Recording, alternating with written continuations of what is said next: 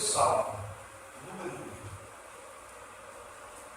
Eu disse aos irmãos que eu estava falando sobre dízimo, sobre oferta. Eu quero que Deus nos dê uma oportunidade para trazer uma ilustração sobre a oferta no culto de domingo. Dessa forma a gente consegue atrair bastante gente. Sempre preocupados, eu oro a Deus para que os irmãos venham ver se eles podem comunicar. Eu quero trazer uma ilustração sobre defender os pilares do cristianismo. Quais são esses pilares? O que é este cristianismo? O que é a doutrina? Para isso a gente precisa primeiro entender quais são os pilares do cristianismo. Desenvolver estes pilares. E eu quero iniciar esta ilustração, iniciando com este tema. Salmo de número 1 diz assim: bem-aventurado o varão que não anda segundo o conselho dos ímpios, nem se detém no caminho dos pecadores, nem se assenta à roda dos escarnecedores. Antes tem prazer na lei do Senhor, e na sua lei medita de dia e de noite. Pois será como árvore plantada junto ao ribeiro de águas, ao qual dá o seu fruto na estação própria, e cujas folhas não caem, e tudo quanto fizer prosperará. Não são assim os ímpios, mas são como a moinha que o vento espalha. Pelo que o ímpio não subsistirão no dia do juízo, nem os pecadores na congregação do justo, porque o Senhor conhece o caminho do justo, mas o caminho do ímpio perecerá. Maravilhoso Deus. Eu te peço, Jesus, abra a nossa mente e o nosso coração para a luz da tua palavra, Senhor, para que possamos caminhar em santidade contigo. Abençoa esta igreja, abençoa a minha vida, Senhor. Eu te peço em nome de Jesus. Amém. Meus irmãos, o salmista inicia aqui este salmo exaltando a Deus na alegria da sua obediência. Aqui o salmista está glorificando a Deus porque ele conhece a lei de Deus e ele está seguindo esta lei, do qual ele está vendo quantos ímpios estão perecendo por não estarem seguindo esta lei. No começo ele pode até parecer que está andando em passos largos, cada vez mais à frente, mas assim como ele dá 3 passos à frente, ele dá 4 para trás. Sempre essa ilusão como se ele estivesse indo mais adiante do que ele estava. Mas ele sempre se vê retrocedendo. O que o salmista está dizendo aqui é que a lei de Deus, muitas das vezes, para o mundo, é um caminho longo. E querem pegar os atalhos, mas não tem atalho. O atalho é para poder chegar no objetivo mais rápido, porém, esse objetivo ele precisa ter o seu fruto, como ele diz, na sua estação própria. Tudo é produzido na estação própria. Nada há de ser produzido fora da sua estação. Por mais que ele tente produzir fora, o fruto não é bom, porque não é a estação, não é o momento certo, o fruto não será doce, não será bonito. E o salmista está dizendo que nós, porque conhecemos a lei de Deus, somos como árvores plantadas junto ao ribeiro. Por quê? Porque essas águas, a palavra, está nos alimentando. E no momento certo, na estação própria, o fruto aparecerá. E esse fruto será limpo. E ele vai colocando, dizendo, não são assim os ímpios. Porque qualquer coisinha que se abala, é como uma moinha, o vento vem, assopra. Mas eu que sou justo, eu medito na tua lei, e medito nela constantemente, de dia e de noite. É um salmo muito conhecido pela igreja. E quando nós vemos qual é esta lei a qual o salmista está regindo, ou ele está seguindo aqui, nós vamos voltar lá no livro de Êxodo, quando Deus está dando a lei a Moisés, os 10 mandamentos.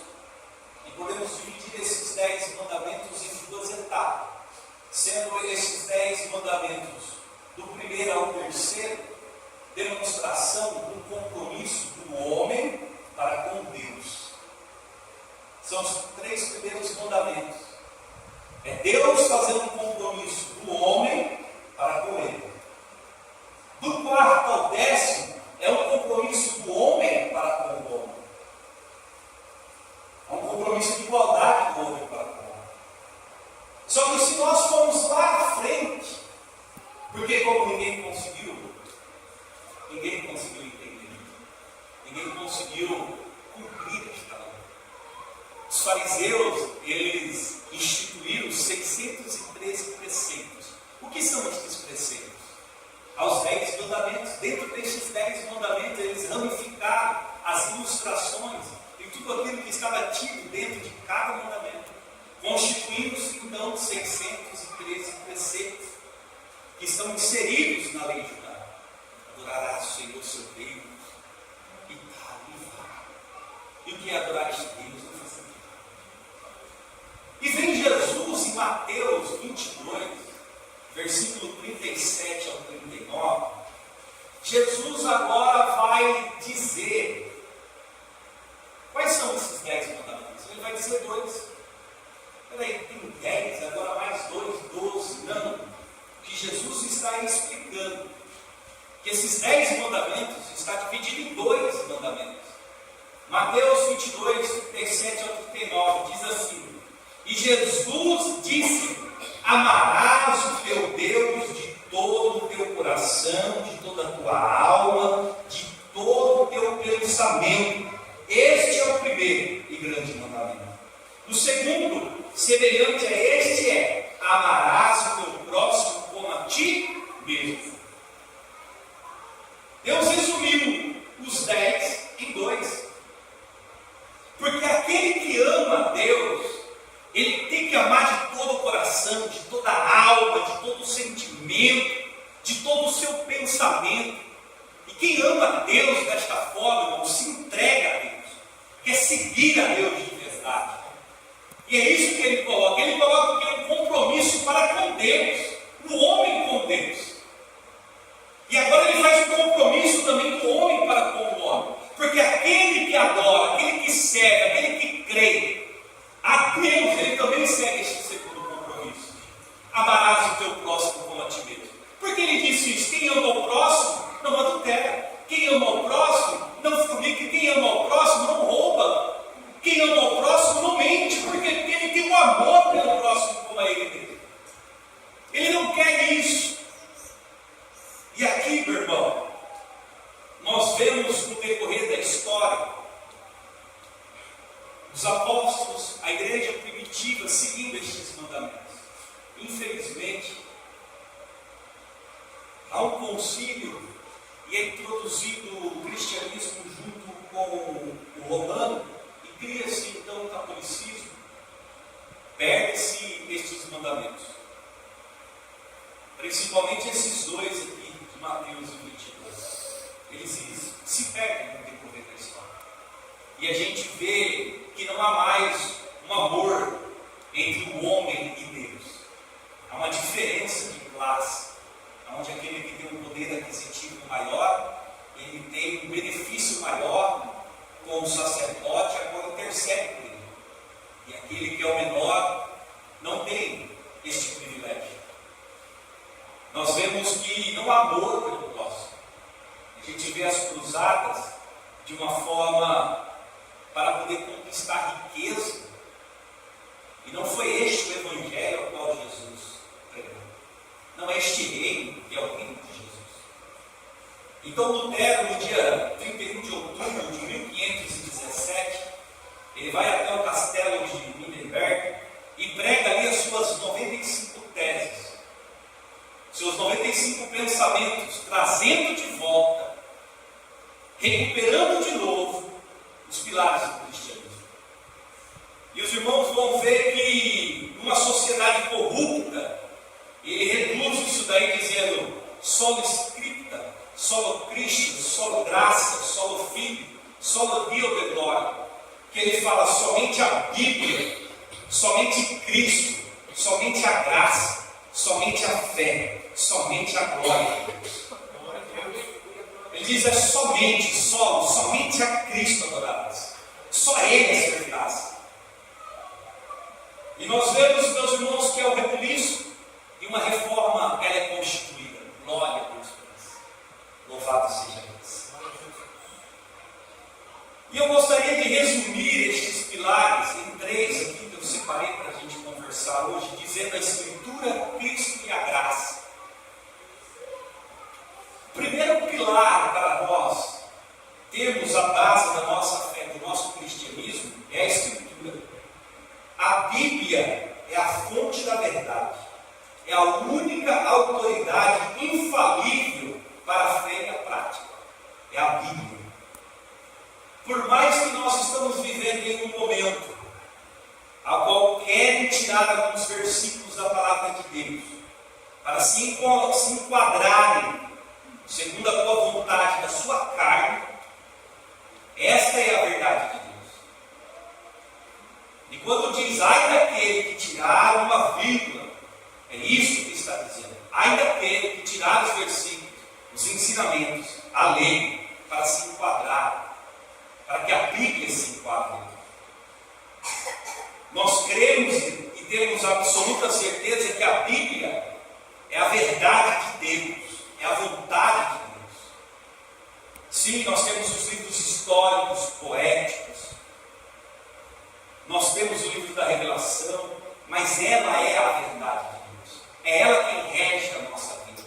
É através da história do judaísmo, de todas as falhas a qual eles cometeram, os pecados a qual eles se desviaram, é que nos ensinam nos dias de hoje a não cometerem os mesmos pecados.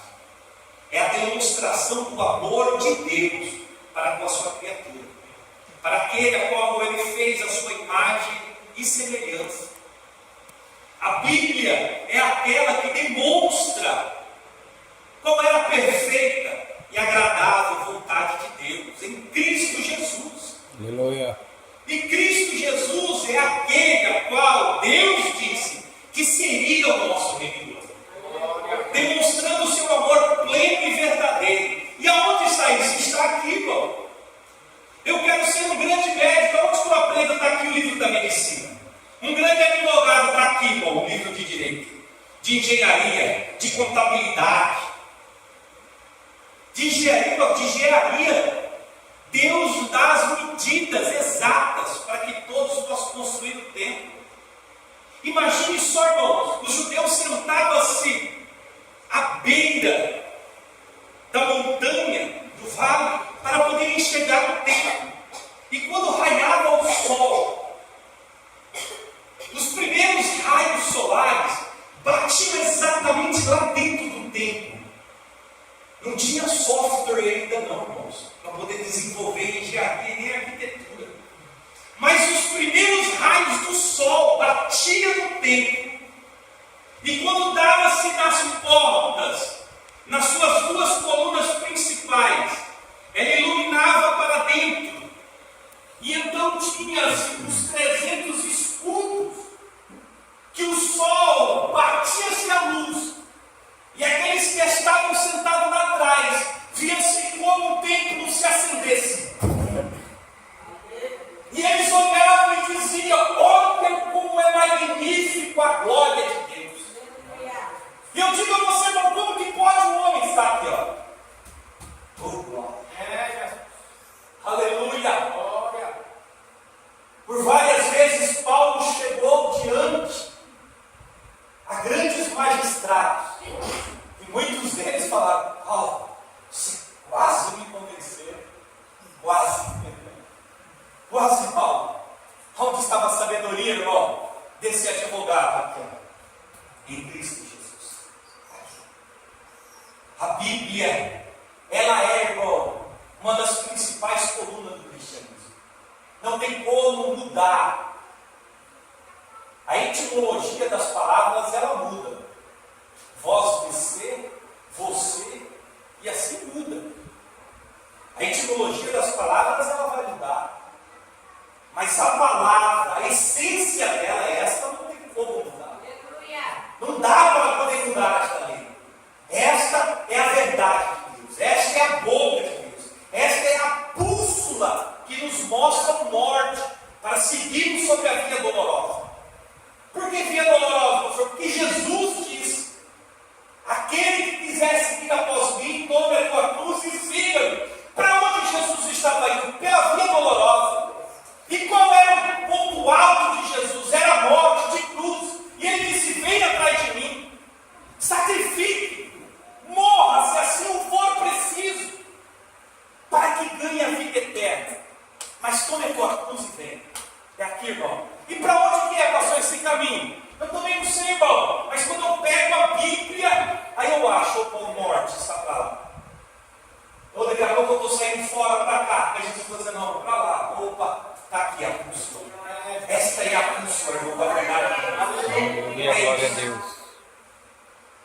O segundo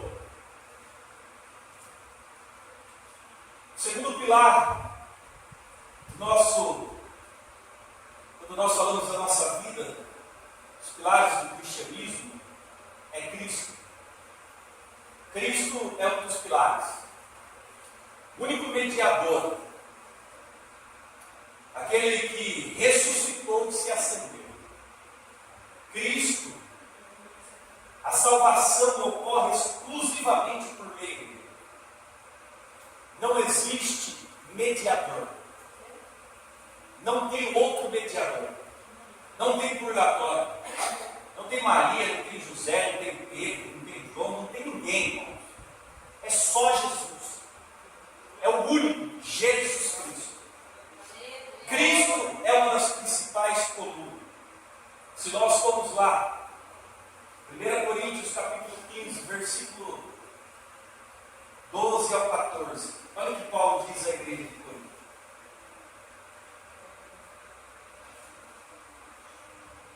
Versículo 12. Ora, se prega que Cristo ressuscitou dentre os mortos, como dizem alguns dentre vós, que não há ressurreição dos mortos, e se não há ressurreição dos mortos, também Cristo não ressuscitou.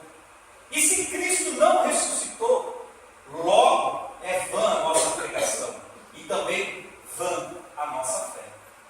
O que Paulo está ensinando a igreja de Corinto é: não, se Cristo não ressuscitou, então não é ele, filho de Deus. E se não há ressurreição entre os mortos, então não há verdade de Deus. Porque se Cristo não ressuscitou, é vã essa nossa fé. O que Paulo está colocando ali é o pilar, dizendo: Cristo é o pilar. Cristo ressuscitou. E isso você precisa crer, ter fé. E precisa que Deus revele isto a você. Porque Jesus perguntou aos seus discípulos: o que dizem sobre mim? Alguns dizem que o Senhor é o profeta. Outros dizem que o Senhor é um grande rabi. E você? O que você diz que eu sou? Ah, Senhor, tu és o Filho de Deus. Bem-aventurado és tu, Simão Barjonas, porque não foi carne e nem sangue que nos revelaste, mas o meu Pai, o glória, que me revelou a ti. Para que este pilar, irmão, possa ser erguido e colocado, o Pai precisa revelar a Cristo. E quando esta verdade é revelada em nós, aí, irmão, eita glória, aí ele está estabelecido: não tem e não há outro, ou glória, a não ser Jesus Cristo. Não tem, irmãos, tem uma forma de nós ganharmos almas, de trazermos as pessoas à casa de Deus, a incentivar um culto de ensino, escola bíblica dominical, construirmos templo, fazemos tudo, irmão, se não for através da pregação de Cristo. Às vezes as pessoas ficam preocupadas: mas abriu uma igreja ali, abriu outra aqui, o irmão falou que vai para lá, o irmão falou que vai para cá. Fique tranquilo, meu irmão, que segura crente nesse bando, palavra, Bíblia, é Jesus. Se pregar a verdade, você pode ter certeza, irmão, sempre vai ter alguém para ouvir a tua pregação. Olha, sempre vai ter alguém que vai estar ali ouvindo você pregar. Não tem como nós incorporarmos algo mais. Não tem. Novamente, não tem mediadores. 1 Timóteo 2 e 5.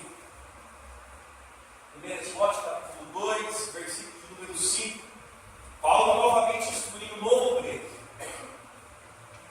dizendo assim para o obreiro: ó, há um só Deus, e um só mediador entre Deus e os homens. Quem é? Jesus Cristo. Ele ainda está dizendo: só há um Deus para poder ser adorado, e só há um intermediador entre Deus e os homens, que é Jesus, o Senhor. Somente esse, Timóteo. Corte as fábulas, não dê ouvido aos falsos ensinadores, mas mantenha o ministério a qual lhe foi incumbido, pela imposição de mãos, como um evangelista. O que Paulo está dizendo é: pregue Jesus, fale de Jesus, mantenha o pilar, aleluia, em Éfeso, mantenha o pilar da igreja em Jesus, mantenha este pilar, mantenha ele, eita glória. 1 Coríntios 3:11 diz: porque ninguém pode alcançar outro fundamento que é Jesus. Aqui já nos ramifica para a gente poder já jogar o anzol para a próxima terça, para a gente buscar o próximo ensino. Os fundamentos, o principal fundamento é Jesus. Aleluia. Se eu falasse para você que existe uma pilastra principal dentro de cada construção, sim, há. Não somente uma, mas algumas vezes 2 ou 3, 4. São pilastras mestres, chamadas. Talvez se tiver algum engenheiro civil, ele pode nos ilustrar melhor. Mas essas pilares mestres, ela que rege todo o peso da construção. As demais dão apoio, mas elas são as pilares mestres. E tanto a jiboia quanto elas são pilares que estão dentro de um fundamento. E essas são as maiores, as mais robustas. E digo a você que a pilastra principal do cristianismo é Jesus Cristo. Aleluia! É a principal. Se todas as pilastras estiverem levantadas e a de Cristo não estiver, então nós não temos uma construção. Ela não consegue suportar. E se essa pilastra não estiver de pé, é impossível para que as demais também possam estar de pé. Não tem como eu acreditar que isto é a verdade de Deus e constituir esta pilastra, se eu também não tenho a verdade que Cristo é o fundamento da igreja. Jesus, irmão, nós precisamos voltar para Jesus. Misericórdia. Atos 16:31 diz assim: creia no Senhor Jesus Cristo, será salvo tu e a tua casa. Meu Deus. Ai, como este Jesus é bom. Jesus diz: creia. Creia em Jesus. A obra da redenção. Jesus nunca foi individualista, mas ele foi por todos nós, irmãos. Todos nós. O amor de Deus é sobre todos nós. Se Jesus é maravilhoso, pastor, meu esposo, meu filho, ainda não está aqui. Meu irmão, entenda uma coisa. Talvez esses pilares estão enfraquecidos na sua fé, ou na sua casa, esses pilares que estão ruins. E Deus está trazendo isso aqui ao seu coração, para que você os frutifique novamente. Tenha fé, creia, e você vai poder dizer que eu e a minha casa seremos. Aleluia, glória a Deus. Essa é a promessa de Deus. Creia no Senhor Jesus. E crer é o que, irmão? Crer é não ver. Crer é não tocar, mas é acreditar. Aleluia. Mas acreditar de uma forma tal que ela supera a verdade. A verdade é que o homem consegue ver como este copo d'água, que ele toca, ele pega sobre a ponta dos seus dedos e sente o olhar, põe sobre a sua língua e sente o rosto. Ela ultrapassa isso daí, ela ultrapassa de tal forma que crê que isso é uma fé, ou glória. Uma fé naquele qual eu não vejo com esses olhos, eu não toco com essas mãos, eu não sinto com os dedos. Mas eu sei que quando eu brigo, quando eu oro, quando eu louvo, eu sinto lá dentro da minha alma. Oh, glória! Aleluia! Aleluia, glória a Deus! Ultrapassa isso que é crer em Jesus. Louvado seja Deus. A graça. A graça é o dom gratuito de Deus. E a graça nos confunde.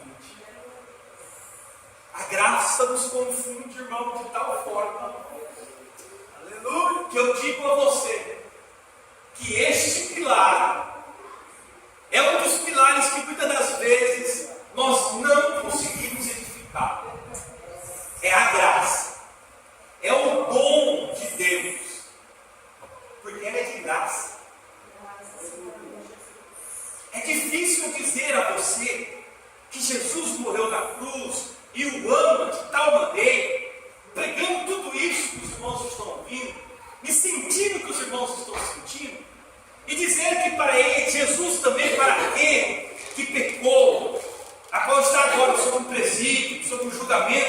para Ele também, irmão. Talvez você pode pensar em pessoas que na sua mente você não consegue dizer, não, mas não pode ser. Esse camarada é ruim, rapaz. Aqui na empresa só faz mal, só é só isso. Por Ele também, irmão. Por Ele também.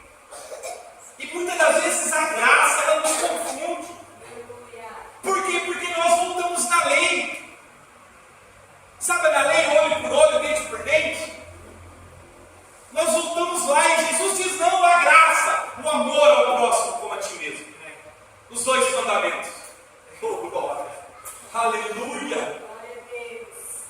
A justificação diante de Deus é obtida pela fé. Pois é através dela que a justiça de Cristo é imputada aos crentes.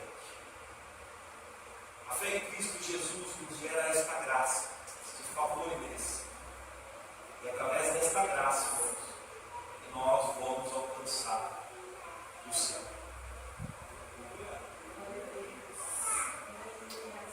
Através desta graça que Jesus foi sobre a cruz e nos deu de presente. Nos justificou. Efésios 2:8. Efésios 2:8. Quero te confundir a respeito da salvação. Efésios 2:8. Porque pela graça sois salvos, por meio da fé. Isso não vem de nós, isso é dom de Deus. Aleluia. Glória. Aleluia, glória a Deus. Oh Jesus, como tu é maravilhoso. Edifica, Jesus, estes pilares desta igreja, sobre a vida dos meus irmãos, sobre a vida dos seus lares, das suas famílias, em nome de Jesus. Aleluia. Que esta graça alcance, Senhor, os nossos filhos, alcance a nossa parentela, alcance, Senhor, os nossos pais, os nossos avós, alcance, Senhor, as nossas noras, genro, neto, alcance, Senhor, as nossas famílias, pois a tua graça tem este poder, aleluia. Oh, glória a Deus, aleluia. Aleluia, glória a Deus. Este é o pilar, meu irmão, que tem que ser edificado em nós, igreja. Para que a gente possa construir um templo de adoração que somos nós. O pilar da graça ela precisa estar de pé. Quando você tem este amor da graça de Cristo, você tem um amor pelo próximo. Você não está preocupado se o próximo está fazendo mais bonito e melhor que você. Você quer que ele faça mais. Traz alegria ao seu coração quando ele prospera. E traz tristeza quando ele chora. Para a gente chorar com os que choram e sorrir quando a gente sorri, como foi dito, precisa ter a graça. Sem a graça você não consegue. Não dá para gerar amor sem a graça de Deus. Não tem como, irmão. Me perguntaram para mim no meu trabalho, como é que a gente faz para criar empatia com as pessoas? Através da graça. Como assim da graça? Aleluia! Aleluia! Glória a Deus! Para gerar empatia tem que ter graça. Se não tiver graça, não gera empatia. Gera repulsa. Você não quer ficar perto de ninguém, não gosta de ninguém. Eu não gosto de pessoas. A graça está baixinho, baixinho. Baixinho. Ai, não gosto de ir lá na série porque é frio demais. A graça está baixinho. A graça está baixinho. Aleluia. Porque se você tivesse com essa graça florescendo, sendo um hino da água, um culto ar livre, oh glória, Pai do Senhor, meu irmão! Meu irmão, estou orando por você, hein? Rapaz, você não apareceu na igreja! Meu irmão, vem pra cá, que é uma bênção, irmão! Culto, mano, tá culto gostoso. Fala, mas continua perdendo. Sabe por quê? Uma graça está lá em cima, no alto. Ele não está vendo com o olhar humano, está olhando com o olhar espiritual. O pilar da graça está alto, forte. E aí não tem, irmão. Ah, errou o playback. Não importa, glória. Estou adorando do mesmo jeito. Errou o contexto histórico, não importa, mas o alvo foi atingido, glória. Aleluia, a graça está alta, está forte o pilar. Glória a Deus. Romanos 5:20.